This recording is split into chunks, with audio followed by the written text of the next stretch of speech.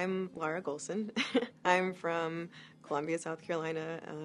I've lived in South Carolina most of my life. I'm a bartender here in Greenville. I'm also a martial artist and a cat mom and a pescatarian.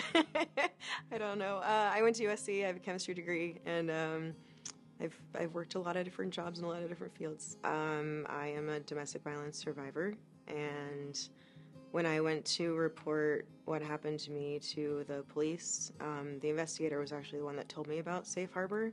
It's weird because I had no idea Safe Harbor existed before that, and then since then, every time I go to my chiropractor office, I realize that she has a sign for Safe Harbor on the bathroom door for the women. So, it's been in front of my face. I just never saw it. It was a saving grace that he just happened to give me that piece of paper and say, by the way, while you're dealing with this, here are people who will help you. You know, what's interesting is, I had been an advocate for domestic violence awareness before.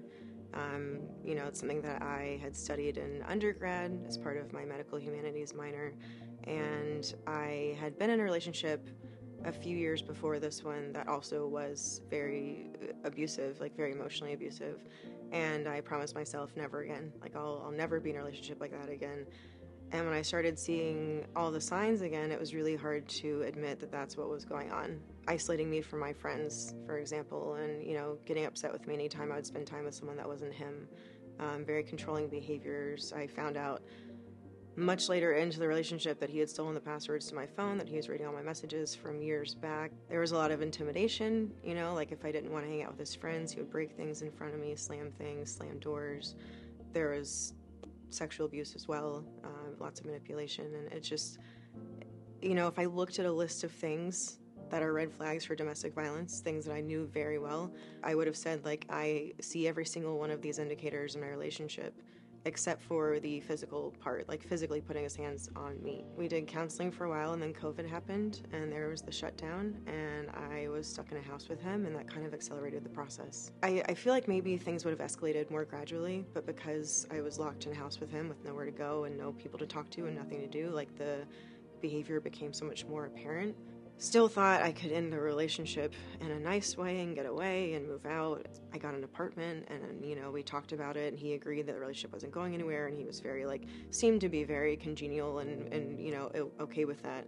And then on the day that I was moving out all of my stuff, he attacked me while I was trying to move out. My left side of my body was so hurt. I had to get my chiropractor to reset so many things back in place. My left arm was damaged. My shoulder was out of place, kind of hanging off. My hips were messed up. I had bruising down the left side of my body. And I've been a martial artist for so long that I used to look at injuries on myself and feel proud of them. I'd be like, oh yeah, I've worked so hard on the mats today. I'm really proud of myself. That bruise is so cool. And I remember getting to my apartment and looking at myself in the mirror and seeing these injuries and thinking this is not okay, I didn't choose this, I didn't ask for this. But I also still really had trouble wrapping my head around what happened to me. And I told myself it wasn't that big of a deal. And at the time we worked together, and I just decided I'm just gonna act like it didn't happen. I'm just gonna go to work, and I'm just gonna push this down and forget about it and try to move on. And I didn't know this at the time, but during the course of our relationship, he had been telling all of our friends that I was horrible to him, and that I, basically all the things he was doing to me, he said to our friends that I was doing to him.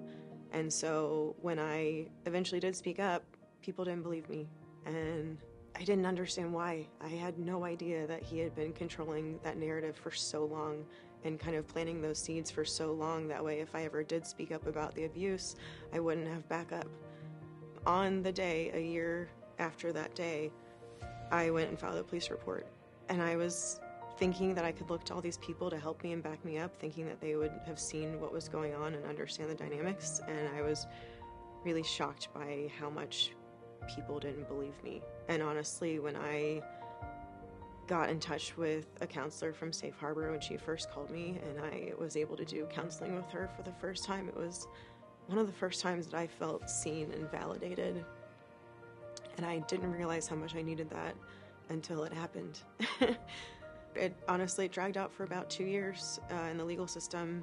I was told that it was a quote-unquote very triable case. And after the trial got delayed 3 times, I got a call saying, we're just dropping your case. We don't want to try it anymore. They blamed me. they said that I quote unquote waited too long to report because it took me a year to be able to speak up about what happened to me, decide I even wanted to enter the legal system and deal with it. Doesn't mean it didn't happen. It's been a really difficult process. And honestly, one of the biggest pros or best parts of it, because none of it really feels great, is the fact that I had support from Safe Harbor. And that's why I wanted to talk to y'all today, and that's why I wanted to be here, because I felt so hopeless for so long dealing with all of this. And I credit my counselor, and I know I did the work too, but my counselor made such a difference in my life.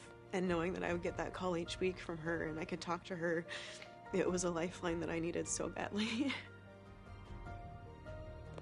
So yeah.